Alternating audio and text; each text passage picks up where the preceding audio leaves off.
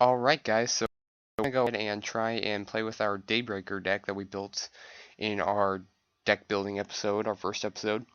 So we're going to go ahead and see if we can find a nice match against somebody who knows what they're doing.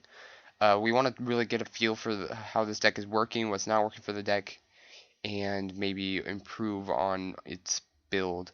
Really, it's focused on exceeding a lot, exceed with. Okay, so we got the E-Call, the Photon Thrasher. Okay, so we can instantly Thrasher and then go into the Alias. So I'm going to go ahead and special summon him and see if he's got a response to that. Seems like he doesn't, so I'm going to go ahead and activate E-Call. This E-Call is going to allow me to add my Alias to my hand, and with Alias in my hand, I can go ahead and exceed into... I'll probably go Blade Armor Ninja, that way I can attack his face down and then attack again. And really it's because I want to get that back row that he has wasted. So I'm going to go ahead and normal summon him. No response, so I'm going to go ahead and overlay my two monsters into Blade Armor Ninja. So let's go into Blade Armor Ninja. And let's see if he has a response for us. Okay, so he doesn't. So I'm going to go ahead and activate his effect and detach my... Let's go ahead and detach our Thrasher. That way we can add him back. Alright, go into our battle phase and attack. Alright, so it's a Spirit Reaper. So, okay, so we can't kill the Spirit Reaper even if we attack twice right now. So we're going to go ahead and go into our main phase 2. We're going to set this just in case. Stuff goes crazy. And we're going to end our turn. Alright, so now we know he's got a Spirit Reaper, so we can't really get rid of that Spirit Reaper as of right now. So we're going to have to kind of wait it out until we can see an opportunity. We could always activate Blade Armor Ninja's effect next turn, then we're returning alive the Alias, then normal summon Alias, but having two monsters on the field isn't really going to help. We need a good solid something to get rid of that Reaper. So he's going to go ahead and pop our two cards. So I'm going to go ahead and let both of those go to the grave. So now that he did that, we can actually exceed, where you're returning alive. So now it's my turn, and I draw into the Noble Knight. Okay, so there's a lot I can do right now. I can either activate Warrior Returning Alive, bring back the Alias my grave, and then special summon Gawain. And then, yeah, I think that's what I'm going to do. So I'm going to go ahead and activate Warrior Returning Alive to add to my hand a Alias. I want to keep him thinking that it's a hero deck, and this way he really will. So I'm going to go ahead and normal summon him. And then special summon in defense my Wayne. I will then overlay. And we're going to go ahead and go into...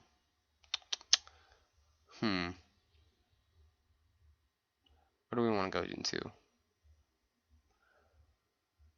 Obviously something that'll kill it. Alright, so let's just go into Black Ship of Corn. Easy. And then activate its effect to kill it.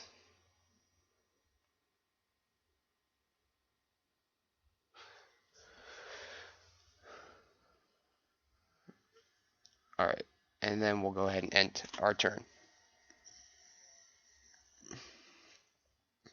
Alright, so let's see what else he has. Okay, so he sets another monster. We have the Battery Man Triple A's. Okay, that's good. So now we have two Battery Man Triple A. So now I can normal summon this one and special summon the other one from my hand. So I'm going to go ahead and do that. So let's go ahead and normal summon Battery Man Triple A. Activate his effect. Oh! Okay, never mind. Whew, we got off lucky that he activated that Torrential. Alright, so I'm gonna go ahead and my turn. Okay, so now that we have this Battle Arena AAA in my hand, no matter what, unless he sets back row, I can summon this Battle Arena AAA from my hand next turn, special summon the other one from my grave, and then overlay and hit him up. So that's good for us. So we're gonna go ahead and see what he's going to do. So he's gonna activate value effects.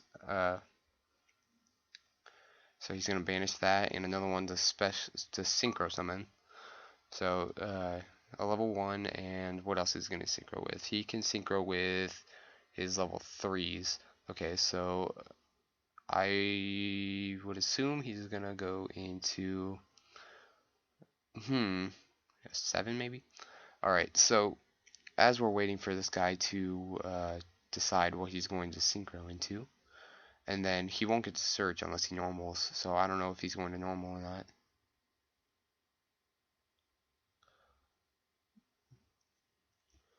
Alright, so, and then he normals, and then he's activating the effect. Okay, so he normal summoned his Shura to activate his Whirlwind, so he's got both Shura and a Armor Master on field.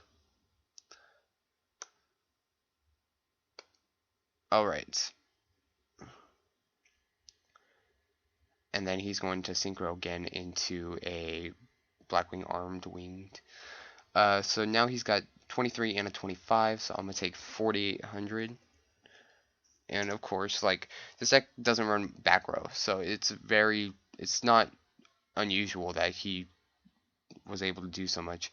Okay, so we did get our MST to hand. That's not going to really be useful other than getting rid of that Whirlwind. We can still exceed summon this turn. So that's the important thing, is that we can exceed summon this turn.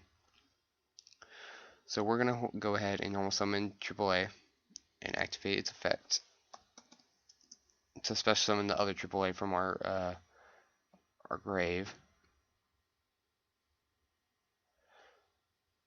Alright, so now we're going to overlay our 2 battery mans into... Alright, so what to go into? So we know he has two monsters with like over 2,300 attack points. So we can either go into a Pal Dynamo, target one, make it its attack point 0, and hit it. But then what are we going to do after that? Because after that we're not going to be able to get over it.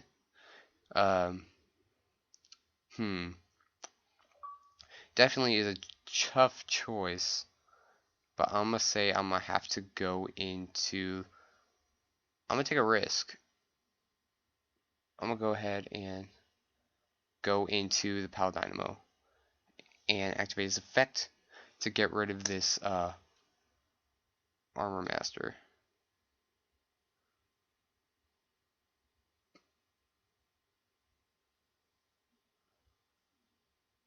Alright, so now its effect is negated and I can attack it and it will die and he will take 2,000.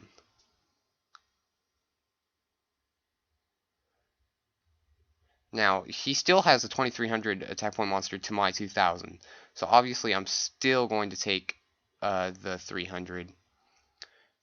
But if I can survive out this turn, I will be getting a draw from the Starleaf Palimo's effect because he will be sent to the graveyard. Okay, so... Ooh. To draw 2 cards, you can also special summon the same turn you activate this card. So yeah, he's deciding he's not going to do that because he can't special summon the same turn he does that. Yeah, he read his card and was like, oh no, that's not a good idea. Okay, so now he's going to do that to draw 2 cards. He can't special summon this turn, but he's hoping to draw something with over 1,200 attack. Increase the attack points of all dark monsters by 500 attack. Okay, so I'm going to take 800. And activate my effect to draw. And then now it's my turn, so I draw. So I got the Thrasher, and I got... Ooh. Alright then. So I got Thrasher and a Call of the Haunted. So what can I do with this? I can't put it in defense, obviously. And he's at 28, so that is going to kill me if it hits my Thrasher. I could always call the Haunted into the so it's at 28. So if he doesn't summon anything else, I could call the Haunted into the Blade Armor just to take the hit. Because other than that, I cannot take that hit.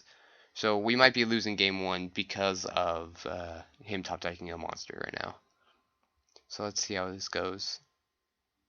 Or if he goes straight into his battle phase and tries to hit me. Alright, so he's going to go straight into his battle phase. And then end his turn. Okay, that's fine by me, man. Cause I just like drew in the game. I just drew into Honest. Alright, so I'm gonna go ahead and special summon in attack mode Photon Thrasher. He would take not enough. That's the thing. So I'm gonna activate Call of the Haunted. And I'm gonna special summon an alias.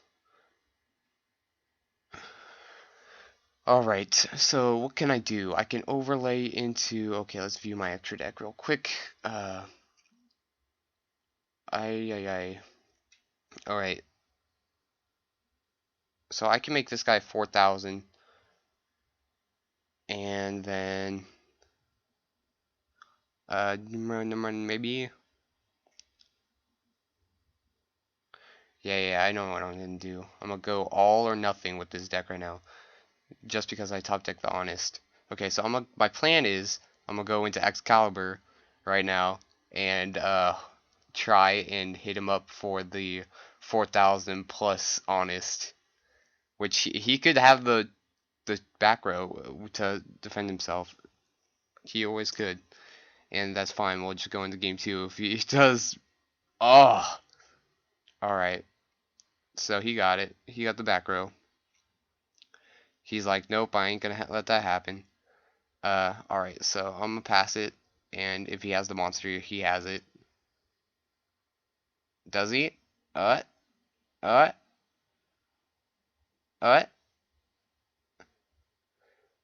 He doesn't. He doesn't have the monster, so we're still in this, and we top deck the reinforcements of the army. So we're gonna go ahead and Rhoda. Okay, so he's got one back row. Not all that worried about it. If he kills it, he kills it. We're not going to end the Daybreaker because the Daybreaker won't do much for us right now. She's a Thunder. Alright, so we're just going to go ahead and add an alias to our hand. Because that's going to be the most useful right now. Especially if we draw into a Spark or something next turn. Which there's always that chance. So we're going to go ahead into the alias. Of course we want a normal... We want a light monster because we have the Honest, just in case he goes into something big next turn. But we do need to try and get some damage on him. Now let's just see if he takes a 19. Alright, so he takes a 19, so that card is probably useless. I will tell you right now, that card is probably useless that he set. Okay, what's this do? Actually, only when a monster clears... Destroy a monster your opponent controls. Alright, so my monster is going to die. Alright, main phase 2. This is why I did not summon the Thunder King, because I want to keep a monster on field. So I'm going to go ahead and end my turn. And he can't add cards from his deck to his hand other than by drawing. And if he tries to special summon something bigger than Thunder King Ryo, I'm not going to let it happen. That's just how it's going to work. And I still have the 700 life points. So I might pull this out of the sheer pit that we were in with this Daybreaker deck. Alright. He's admitted defeat. Alright. So we're going to go ahead and attack directly, and it's done. We've done it.